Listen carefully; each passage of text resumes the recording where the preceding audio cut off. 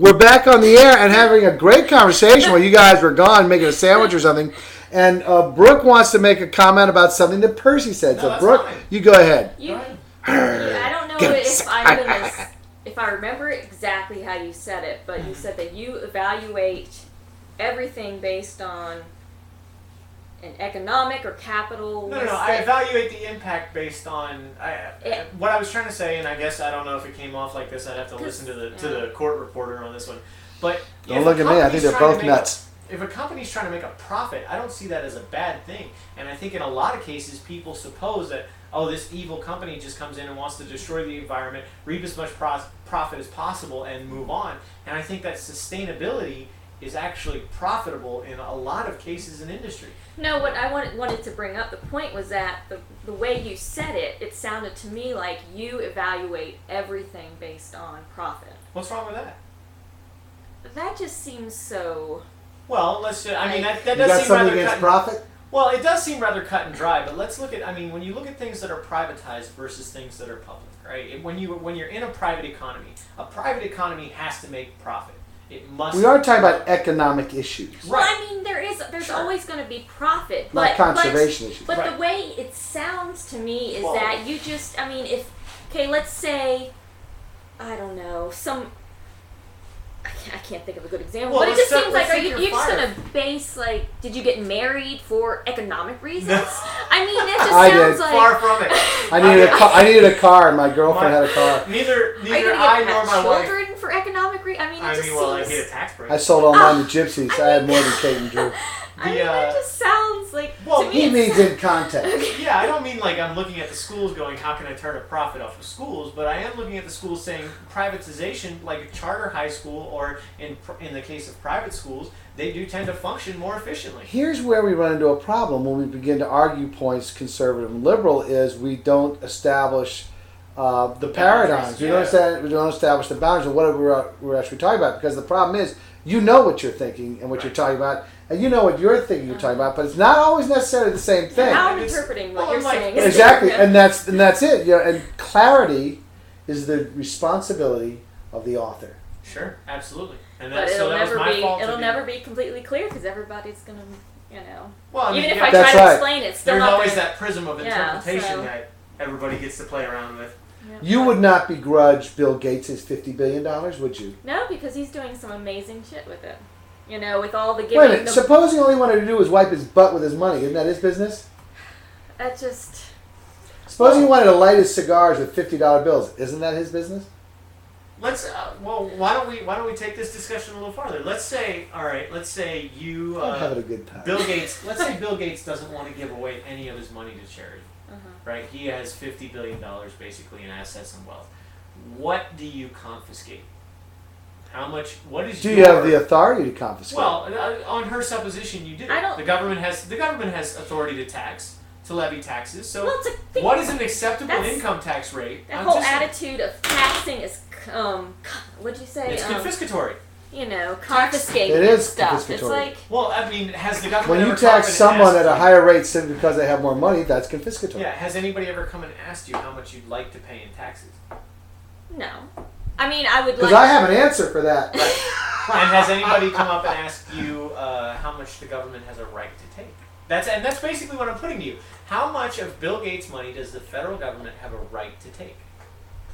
Whatever the going rate is. I mean... Yeah, but who establishes that? That's fair. It's I agree with it, but it's the people that we elect who are dumbasses. Okay. Does a person have a right to enjoy the fruits of their labor more than the government does? Does government, as a total entity, local, state, federal government, does government as a total entity have the right to take 50% of your income? 51%. How about 51%? They get more than you do from your own labors, from your own efforts, from your own investments. Is that fair? Do you know what the tax rate was in the Eisenhower administration? Isn't it like 90-something? 90% for the upper tax bracket.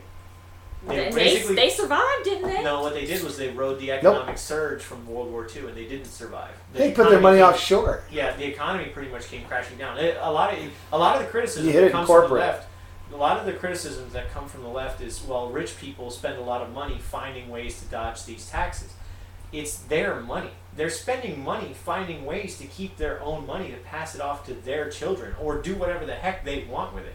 If you had a single flat tax rate, then it wouldn't be so. There would not be a whole cottage industry of lawyers who do nothing but examine the tax code and figure out how to get by it. There would also not be a 66,000-page tax code.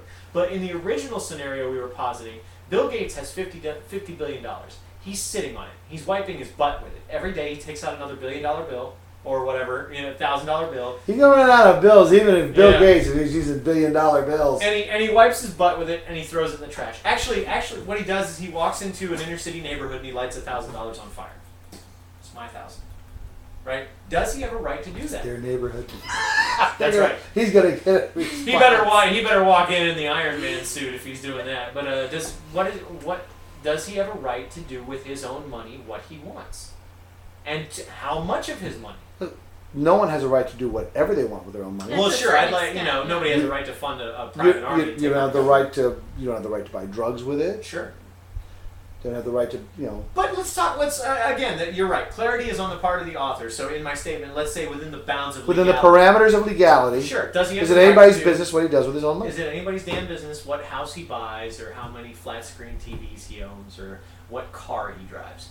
No, in a perfect world, it wouldn't, but we're not. Sure, I concede that we're not in a perfect world, but is it possible that we take How does perfection have any bearing upon the issue? Well, yeah, but she's saying in the parameters of the question, in a perfect world, everybody would keep their own money, nobody would need to go out because everybody would be giving enough to say, all right, we have some people who are less fortunate, let's give money to them, and that will take care of them. But my counter to that is, how efficient is the government at filtering money from Bill Gates? And let's say Bill Gates gives $1,000 to his taxes, right?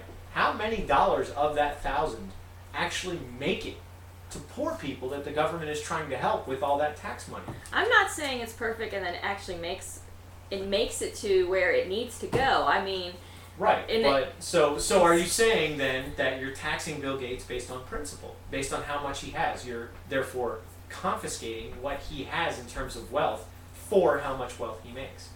I think he's probably being taxed at an appropriate rate, but the way it is being handled, what it is being used for is. What's an appropriate rate? Well, let's not get into that. Whoa, this conversation has gone way into the umbrella of philosophy. We'll try to keep this. When does it become fiscally responsible, and when does it become covetousness? I think I think to put a number on that is the great debate. How about a percentage? I would say that if you look, render unto Caesar that which is Caesar, render unto the Lord that which is the Lord. If you try to take more than 10% of somebody's earnings, I think that's. I mean, if you sent your kid to school with $1 and to buy their lunch, and every kid that walked into school, the teacher said, "All right, show me how much money you have. I'm going to take 10 cents of every $1."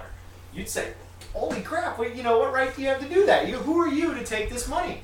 It's kind of that same, if you're and you being a teacher, you'd understand. And I'm just saying, it's kind of that umbrella of the organization reaching in and taking out of the pockets of people who earn it. Well, I think at this point we should let Brooke have the last word because we have to get off. I think so too. Because I had a long drawn. What say you?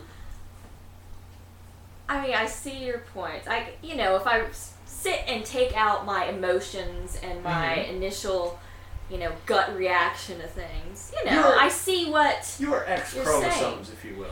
But it's just, I don't know. It's no matter who we elect, put in there, be it a Tea Partier, they're gonna be corrupted. I think the way it's set up. The Tea Parties are extreme. My God, she's got us on her side. We agree, they're going to be corrupted. And so I just, I would love. I don't know if you're going to say I'm a capitalist for thinking this or conservative. We would never call you such ugly names. Thank you. We like you too much. But I really think I would love to have an option on my taxes where I check off a box where if you're going to tax me at 28% or 38% of what I'm taxed now, I want to direct where at least 10% of it goes. Okay. That's actually almost a libertarian idea. Well, we got to go, folks. That is Brooke Fox and Percy Hugo. I just got to laugh at both of them. We'll be right back.